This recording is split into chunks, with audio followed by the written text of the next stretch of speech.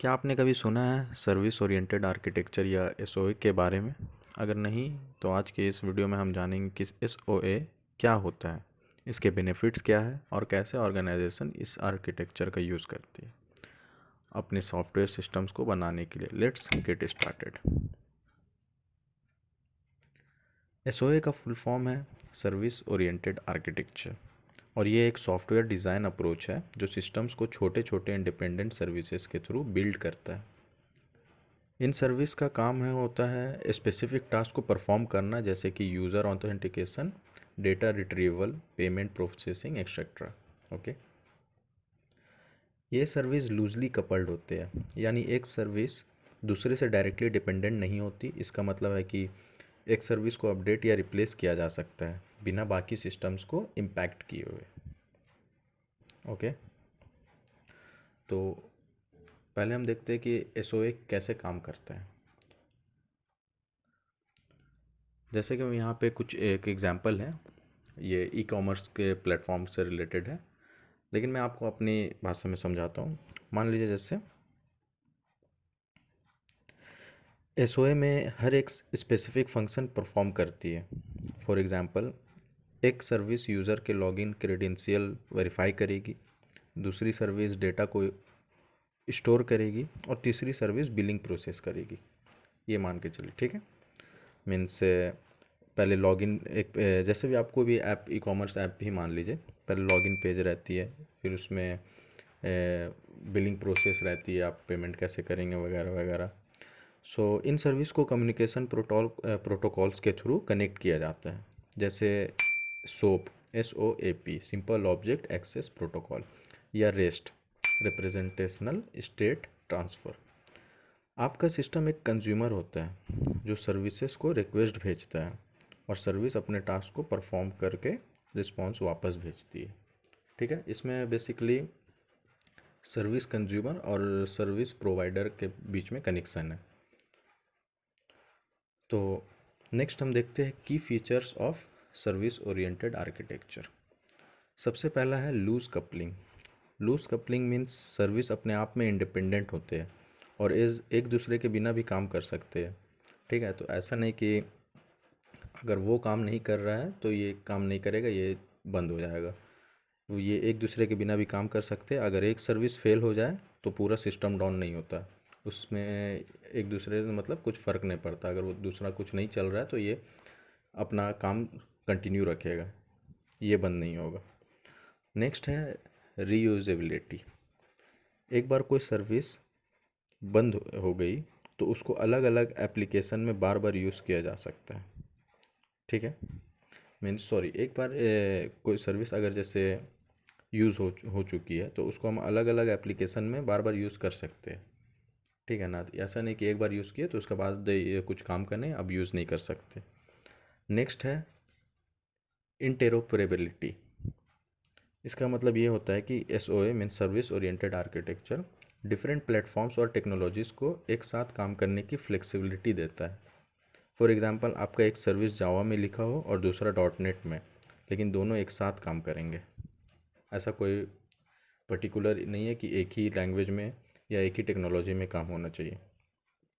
Next है scalability. इसका मतलब होता है, देखिए, क्योंकि एक सर्विस इंडिपेंडेंट है, जैसा कि मैंने आपसे कहा, आप इजीली अपने सिस्टम्स को स्केल कर सकते हैं, नए सर्विसेज ऐड कर सकते हैं या एग्जिस्टिंग सर्विस को अपग्रेड कर सकते हैं। तो इसमें बहुत अच्छा ये फीचर है कि ये स्केलेबिलिटी है, ये अपग्रेड होती रहती है। नेक्स्ट हम देखते हैं benefits of service oriented architecture. कुछ बेनिफिट्स पे नज़र डालते हैं। सबसे पहला है फ्लेक्सिबिलिटी। एसओए आपको फ्लेक्सिबिलिटी देता है कि आप अपने सिस्टम्स के हर पार्ट को इंडिपेंडेंटली मैनेज कर सकते हैं। ठीक है, सर्विस को चेंज या अपडेट करना आसान होता है। सबसे मेन ये पॉइंट है कि इसको चेंज करना बहुत इजी होता है। नेक्स्ट है कॉस्ट एफिशिएंसी। इसका मतलब है, देखिए, क्योंकि सर्विस रीयूजेबल होते हैं, इसको हम दोबारा भी यूज़ कर सकते हैं, तो आपको नए फीचर्स बिल्ड करने के लिए ज़्यादा रिसोर्सेज खर्च नहीं करने पड़ते। ये रीयूजेबिलिटी का भी इसमें फीचर्स है, तो हम सेम चीज़ नेक्स्ट टाइम भी यूज़ कर सकते हैं। नेक्स्ट है बेटर मेंटेनेंस। ओके, इसका मतलब है कि सिस्टम का मेंटेनेंस आसान हो जाता है, क्योंकि आपको सिर्फ स्पेसिफिक सर्विस को मैनेज करना होता है, पूरे एप्लीकेशंस को नहीं। ठीक है ना, पर्टिकुलर एक सर्विस होता है उसको मैनेज करना है। एंड लास्ट है इन्हेंस्ड स्केलेबिलिटी।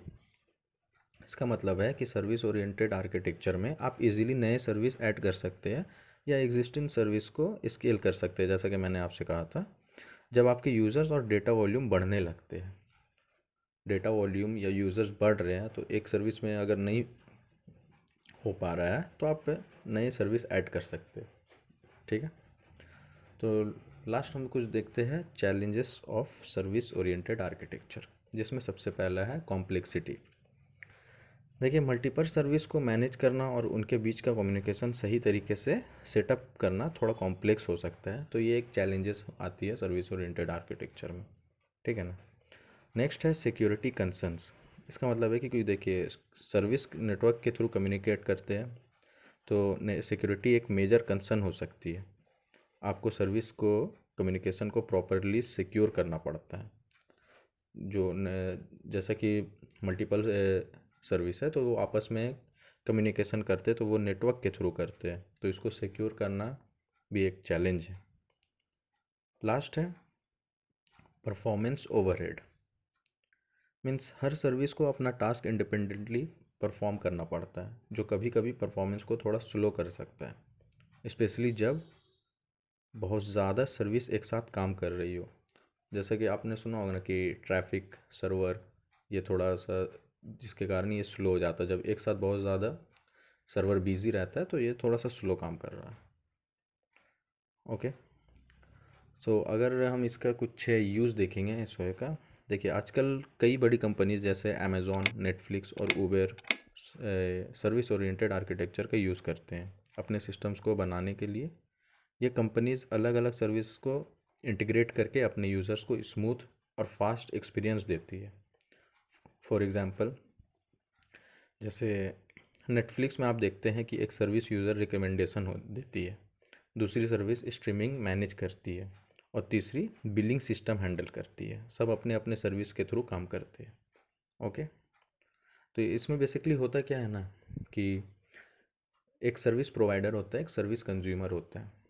ठीक है, सर्विस कंज्यूमर उनको रिक्वेस्ट भेजती है सर्विस प्रोवाइडर को, और सर्विस प्रोवाइडर रिक्वेस्ट के अकॉर्डिंग उसको रिस्पॉन्स करता है। ठीक है, तो ये था एक ओवरव्यू सर्विस से ओरिएंटेड आर्किटेक्चर का।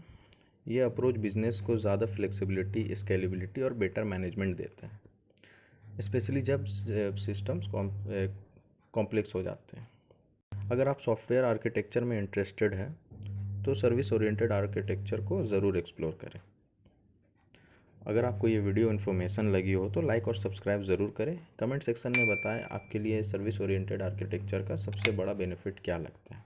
So thanks for watching.